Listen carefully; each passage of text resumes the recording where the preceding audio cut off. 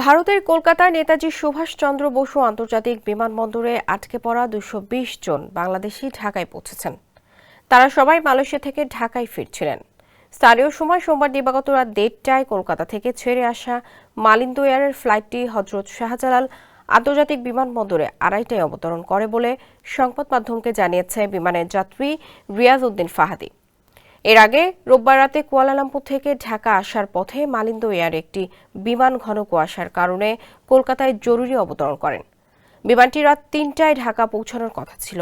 নেতাজি সুভাষচন্দ্র বসু আন্তর্জাতিক বিমানবন্দর কর্তৃপক্ষ জানায়, বিমানটি রাত ২:৩০টায় ঢাকা পৌঁছানোর কথা থাকলেও ঘন কুয়াশার কারণে ২২০ জন যাত্রী নিয়ে কলকাতায় অবতরণ করে।